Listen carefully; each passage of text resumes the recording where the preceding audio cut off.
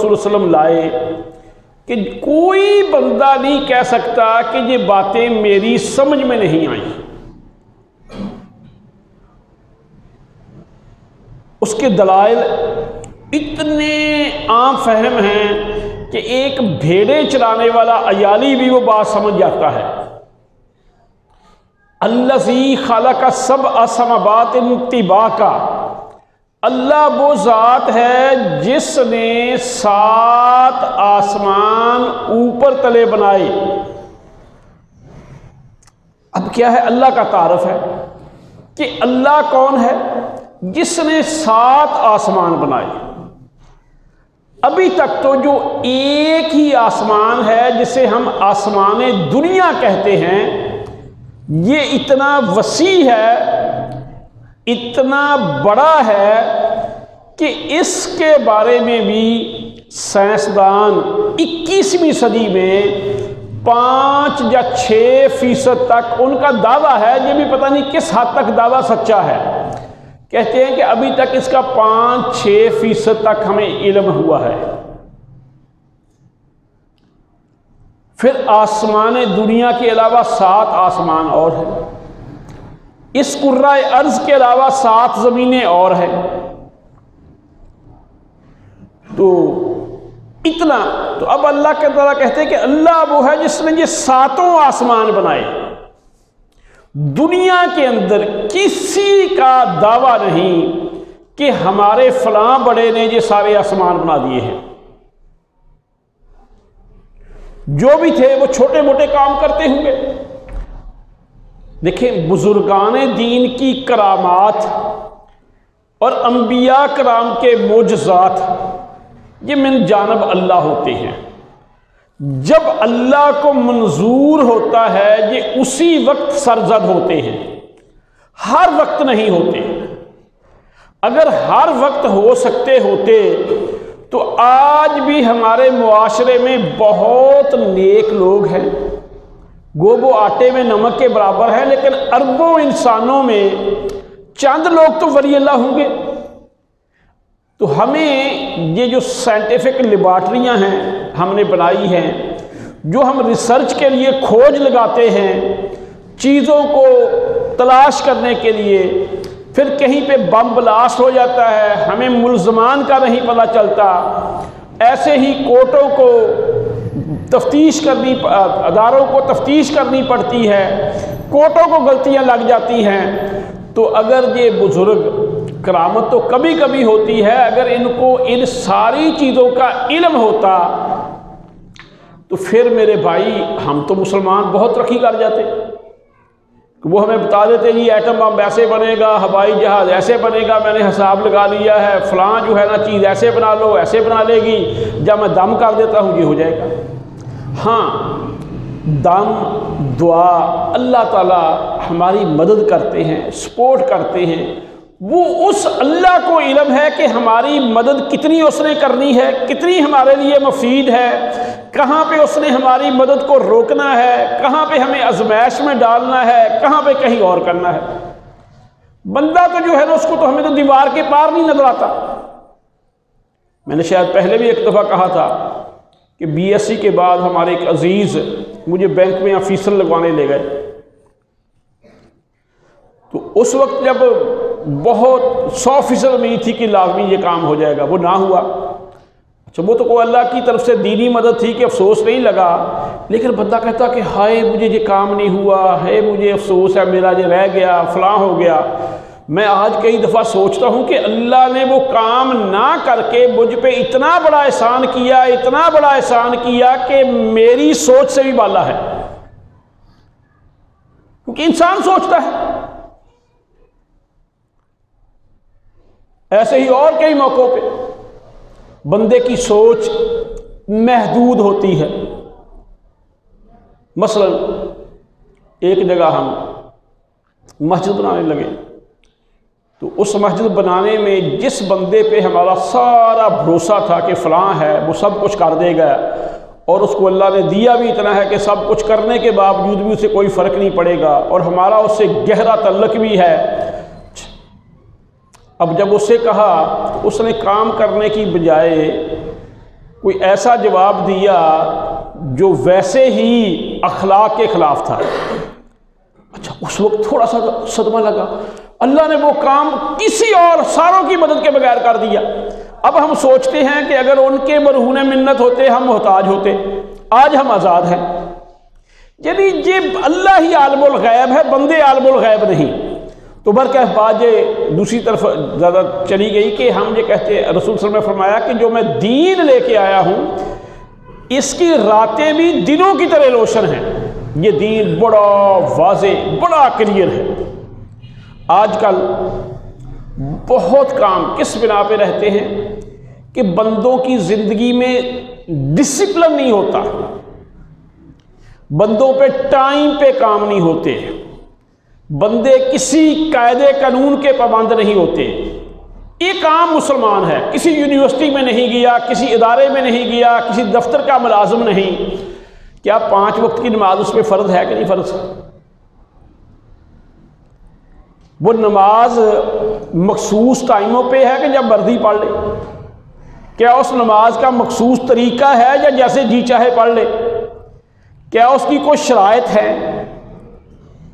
अब जब बंदा टाइम पे नमाज पढ़ेगा, नमाज से वज़ू करेगा, किबला रुख होगा, लिबास का एहतमाम करेगा, जगह की पाकी का ख्याल करेगा, अपने बदन की पाकी और पलीदी का ख्याल करेगा, उसका माइंड सेट क्या बनेगा? उसका ज़हन ही ये बन जाएगा मैंने कुछ चीज़ों को फॉलो करना है, मैं इंसान हूं, मैं जानवर नहीं कि जो मर्जी मैं आप करते जाऊं। बैन ही जब रोज़ा है, कब रखना है, कब खोलना है, क्या खाना है, क्या नहीं खाना, जब इस पे चलेगा क्या वो एक उसकी लाइफ डिसिप्लिन होगी या नॉन डिसिप्लिन होगी? हज को देख ले, जिहाद को देख ले, फिर जिहाद के अंदर अतात अमीर को देख ले, कोई पहलू देख ले, दीगर कामों को देख ले, जितने भी काम हैं। रसूलुल्लाह सल्लल्लाहु अलैहि वसल्लम के सोने को लेके देख लें, आपके काम करने के अंदाज को देख लें, आपकी खाने पीने की चीज़ों को देख लें। यूं यूं साइंस टेक्नोलॉजी तरक्की कर रही हैं, उनकी अफादियत तो पहले भी थी, हमारे सामने अय्या हो रही है, हमारे सामने आ रही है। लेकिन मेरे भाई, हम सिर्फ फ़ायदे के लिए काम करते हैं। लेकिन मोमन जो है ना, मोमन वो अल्लाह की रज़ा के लिए काम करता है। और जब वो इतनी बड़ी हस्ती है, इतनी बड़ी ज़ात है, इतनी रहीम और करीम ज़ात है, वो हलीम ज़ात है, वो अकेला ही इलाह है, जब हम उसकी रज़ा के लिए काम करेंगे तो जब वो समझेगा कि ये मेरा है, क्या वो अपनों को छोड़ देगा? यानी यूसुफ अलैहिस्सलाम के भाई कुएं में फेंक गए तो क्या अल्लाह ने उन्हें छोड़ दिया था? फिरौन ने कहा कि मैंने मूसा को पैदा ही नहीं होने देना, क्या अल्लाह ने उसको शाही खाने खिलवाए कि नहीं खिलवाए? शाही एजुकेशन दिलवाई, शाही तालीम और तरबियत करवाई कि नहीं? जो बादशाहों के बच्चों की तालीम और तरबियत होती है, जो उनके लिए रहने सहने का अंदाज, रहने सहने की सहूलतें हैं, वो मूसा अलैहिस्सलाम को अल्लाह ने दिलवाई कि नहीं दिलवाई? अब देखें, चलिए जब अल्लाह राजी हो तो मेरे भाई कोई मसला ही आपका पीछे नहीं रह सकता। अब अल्लाह कैसे राजी होता है? हजरत जाबर से रवायत है कि उमर बिन खत्ताब तौरात के चंद औराक लेके रसूल सल्लम की खिदमत में आ गए और अर्ज़ किया कि अल्लाह के रसूल ये तौरात है। तो नबी मुकर्रम सल्लल्लाहु अलैहि वसल्लम खामोश रहे। तो हज़रत उमर ने तौरात पढ़नी शुरू कर दी तो अल्लाह के रसूल सल्लल्लाहु अलैहि वसल्लम का चेहरा गुस्से से बदलने लगा। तो अबू बकर सदीक रज़ी अल्लाह तआला ने ये सूरत हाल देखी, कहा कि ए उमर, तुझे गुम करने वालियाँ गुम करें कि रसूल सल्लम के चेहरे की तरफ नहीं देखता? तो हज़रत उमर ने रसूल सल्लम का चेहरा मुबारक देखा और साथ ही कहा कि मैं अल्लाह और उसके रसूल के गुस्से से पनाह मांगता हूँ, यानी अल्लाह और उसके रसूल के गुस्से से अल्लाह की पनाह में आता हूँ। हम अल्लाह के रब होने पे, इस्लाम के दीन होने पे और मोहम्मद सल्लल्लाहु अलैहि वसल्लम के नबी होने पे राज़ी हैं। इसके बाद रसूल सल्लल्लाहु अलैहि वसल्लम ने फरमाया, इस ज़ात की कसम जिसके हाथ में मोहम्मद सल्लल्लाहु अलैहि वसल्लम की जान है, अगर आज मूसा अलैहिस्सलाम भी तशरीफ़ ले आए तो तुम लोग मेरी बजाय उनके पीछे लग जाओ तो सीधी राह से गुमराह हो जाओगे। अगर मूसा अलैहिस्सलाम जिंदा होते तो उन्हें भी मेरी नबूवत का ज़माना पाते तो उनको भी मेरी ही पैरवी करनी पड़ती।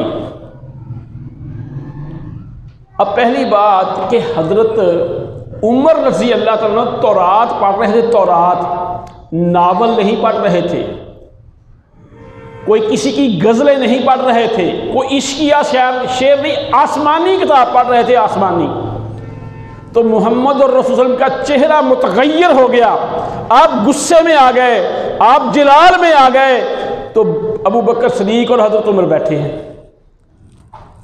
और फिर जब हजरत उमर ने देखा और साथ ही कहा कि हम अल्लाह की पनाह में आता हूँ, और कलिमात क्या कहे कि मैं इस्लाम के दीन होने, अल्लाह के रब होने पे, इस्लाम के दीन होने पे और मोहम्मद सल्लल्लाहु अलैहि वसल्लम के नबी होने पे राज़ी हूँ। फिर रसूल सल्लल्लाहु अलैहि वसल्लम ने फरमाया कि अगर तुम मेरी बजाय मूसा अलैहिस्सलाम की पैरवी करने लग जाओ। अब मूसा अलैहिस्सलाम कौन थे? पैगंबर थे, पैगंबर। अल्लाह के रसूल की तलीमात छोड़ के जो एक नबी की तलीमात पे अमल करे तो वो गुमराह होगा। जो अल्लाह के रसूल की तलीमात छोड़ के फिल्मी अदाकारों के तरीकों पे चले, इंडियन अदाकारों के तरीकों पे चले, अपने मुआशरे के तरीकों पे चले, अपनी ख्वाहिशात पे पीछे चले, उसके बारे में क्या होगा? देखिए, हम इसको फिरका वाराना बातों पे तो फिट करते हैं, वो भी हम लाते हैं। चलिए, मोहम्मद सल्लल्लाहु अलैहि वसल्लम ने क्या फरमाया कि अगर तुम मेरा तरीका छोड़ के, मेरी बात छोड़ के, मेरा उसवा छोड़ के मूसा अलैहिस्सलाम के तरीके पे भी लग जाओ तो तुम गुमराह हो जाओगे। आज यूनिवर्सिटियों में हम जाते हैं, बच्चों और बच्चियों से कहते हैं कि बेटा ये ड्रेस ठीक नहीं, वो जी हमारे माँ बाप तो नहीं रोकते। अच्छा, ये ड्रेस मूसा अलैहिस्सलाम का है, तो रात में है, ये तुमने कहां से ले लिया है? भाई, इंसान आदम अलैहिस्सलाम को और हव्वा को जब जन्नत से निकाला गया तो उनका जन्नत का लिबास भी उतर गया। उन्होंने जब जमीन पे आए फौरन ही दरख्तों के पत्तों से अपने जिस्म को ढांपना शुरू कर दिया। इंसान की फितरत में है कि जिस्म ढांपना, जानवरों का काम है जिस्म नंगा करना। और आज हमारे मुआशरे में क्या हो रहा है? जितना जिस औरत का जिस्म नंगा होगा उतनी वो कहेंगे जी ये मॉडर्न है, ये हमारे मुल्क का सॉफ्ट इमेज बाहर पहुंचा रही है। और रसूल सल्लल्लाहु अलैहि वसल्लम ने फरमाया कि जो जिस कौम से मुशाबत करेगा उन्हीं में से उठाया जाएगा।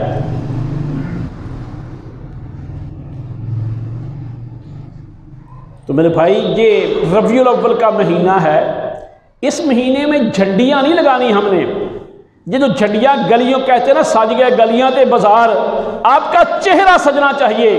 आपके जिस्म पे इमामुल अंबिया हजरत मोहम्मद और रसूल सल्लल्लाहु अलैहि वसल्लम की सुन्नत वो छलकनी चाहिए, उस पर अमल होना चाहिए। आपका उठना बैठना, खाना पीना, लेटना, कारोबार करना, सब मामलात में अल्लाह के रसूल का उसवा हसना देखना चाहिए। लेकिन आजकल क्या है? आजकल देखते हैं ये नहीं कि फ़ायदा अल्लाह के हाथ में है, नुकसान अल्लाह के हाथ में है। हम कहते हैं जी बेईमानी तरीका, ये काम करेंगे तब।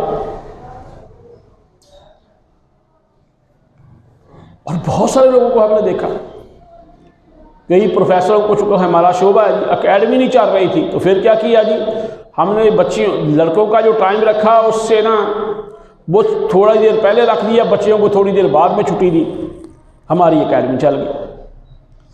यानी सोचने वाली बात है। मोहम्मद रसूल सल्लल्लाहु अलैहि वसल्लम तो कहते हैं कि मेरा तरीका छोड़ के तुम मूसा अलैहिस्सलाम के तरीके पे भी चलोगे तो गुमराह हो जाओगे। और साथ आपने फरमाया अगर मूसा अलैहिस्सलाम जिंदा होते, यानी मेरी नबूवत में, और वो भी मेरी ही पैरवी करते, तो मेरे भाई असल में अकीदा किसे कहते हैं? हमने अकीदा ये कह दिया जी मैं तो बुतों को सजदा नहीं करता, अच्छा जी मैं तो ना जी वो सलीब नहीं पहनता, मैं चर्च में नहीं जाता, हम मुसलमान हैं, हम हिंदुओं के फलां जगह घर में बेशक हिंदुओं की रस्में करें, फलां नहीं करता। भाई अकीदा इसी को कहते हैं कि आपका जहन पुख्ता हो और ये आपका फर्म बिलीव हो, यकीन हो कि जो भी मोहम्मद रसूल सल्लल्लाहु अलैहि वसल्लम की सुन्नत है, आपका तरीका है, वही हरफ आखिर है। ये सोचने की बात है। लेकिन मेरे भाई बात वही कि हम इसमें बहुत पीछे हैं। ऐसे ही इमामुल अंबिया हज़रत मोहम्मद रसूलुल्लाह सल्लल्लाहु अलैहि वसल्लम ने फरमाया,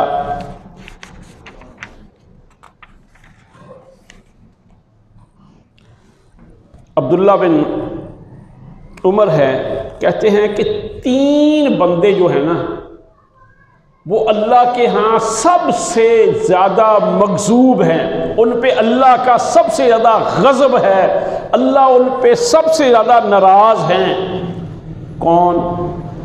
एक जो खाना काबा की बेहरुमती करे,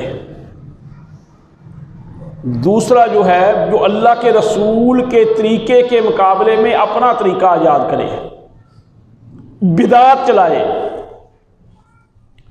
और तीसरा वो है जो किसी मुसलमान का नाहक खून बहाए। मेरे भाई ये चीज़ें हैं।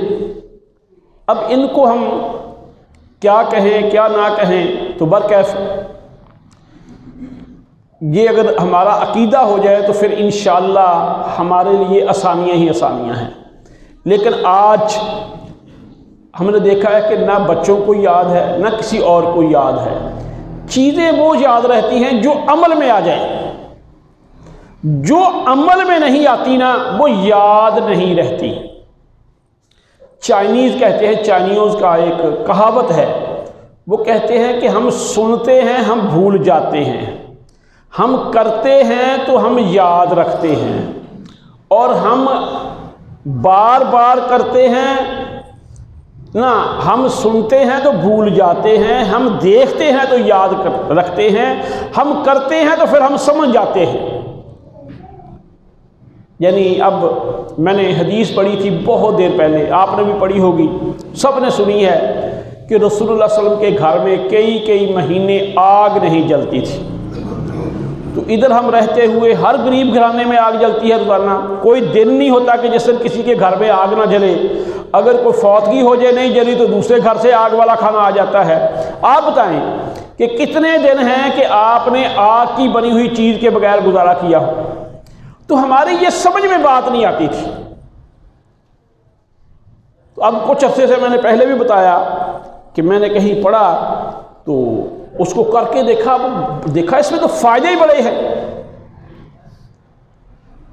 यानी इतने फायदे हैं कि आप सोच भी नहीं सकते। यानी जो भी चीज़ है, मसलन प्याज पकाने की बजाय कच्चा खाने में बहुत ज़्यादा सलाहियतें, उसमें खूबियाँ होती हैं। ऐसे ही टमाटर है, कच्चा खाने में बहुत सलाहियतें हैं पकाने की बजाय। दूध जिस तरह हम उबाल के उसका सत्यानाश करते हैं, उसको हल्का सा अगर करना है आंच पे दे, अगर ताज़ा जैसे वो बकरी का दूध निकाला पानी डाला पी लिया, वो यही करते थे, उसमें बहुत खूबियाँ हैं। ऊँटनी का दूध निकाला फौरी इस्तेमाल कर लिया, बड़ी खूबियाँ हैं। तो बरकैफ मैंने शायद पहले ही बताया था कि आजकल रात को कुछ चीज़ें चंद चनों के दाने, चंद अलसी के दाने, इस तरह की चंद चीज़ें, और जो आपका जी चाहता है किशमिश डाल लें, बादाम डाल लें, अखरोट डाल लें, खजूर डाल लें, ये नहीं मूंगफली डाल लें, कोई सादा चीज़ डाल लें, हत्ता के गंदम के दाने डाल लें, कोई और चीज़ डाल लें, एक आध चम्मच शहद, जो मिल जाए। ज़रूरी नहीं कि ये सारी चीज़ें हैं, 4-5 चीज़ें आप रात को पानी में भिगो दें, सुबह ये 2-3 खजूरें डाल के खा लें, सारा दिन आपको दोपहर तक खाना खाने की शाम तक ज़रूरत नहीं। और आपकी डॉक्टरों के मुताबिक जितने जिस्म को कैलोरी चाहिए, जितने मल्टीविटामिन चाहिए, वो सारे उसके अंदर होंगे। और ना उससे ब्लड प्रेशर होगा, ना उससे बवासीर होगी, ना उससे शुगर होगी, ना आपके जिगर को कोई मसला बनेगा, कुछ नहीं होगा। और शायद आपके इल्म में ना हो, ये जो शादियों पे हम बहुत टका के गोश्त खाते हैं, पता आपके गुर्दों पे कितना इसका बुरा असर पड़ता है। सिर्फ कोल्ड ड्रिंक्स सारे नुकसानदेह हैं, लेकिन एक सफ़ेद कोल्ड ड्रिंक्स है, एक रंगदार है। तो रंगदार को सफ़ेद करने के लिए गुर्दों को 100 गुना ज़्यादा काम करना पड़ता है। फिर आजकल जी गुर्दे बड़े फेल हो रहे हैं, चीज़ें हम ऐसी खाते हैं। तो बरकैफ जब से मैंने वो करके देखा, ना बर्तन धोने की ज़रूरत, ना किसी की मोहताजी की ज़रूरत, रात को रखा, सुबह प्याला उठाया, आधा कप दूध डाला, चम्मच से खा के फारग, ना टाइम ना कुछ और, उसके बाद चले जाए। आप किसी दफ्तर में रहते हैं, कहीं रहते हैं, चले जाए, जैसी मर्जी चीज़ें डालें, ना लाइनों में लगने की ज़रूरत, ना कहीं और। हमारे जहाँ यूनिवर्सिटी में अटक के हैं, बिहाड़ी के हैं, तो दूर के प्रोफेसर हैं, वो जहाँ हॉस्टल में रहते हैं, वो जी फ़लाँ जगह गए थे जी, खाना खाने में ये देर लगी फ़लाँ, तो एक आध दफ़ा कभी खाना खा लिया, ये ज़रूरी है। तो यानी मोहम्मद रसूल सल्लल्लाहु अलैहि वसल्लम की कोई बात ऐसी नहीं, हमारी समझ में क्यों नहीं आती, हम अमल नहीं करते। और वल्लाह जितना सुबह उठने में और सुबह उठ के अपना काम शुरू करने में बरकत है, आप सोच ही नहीं सकते।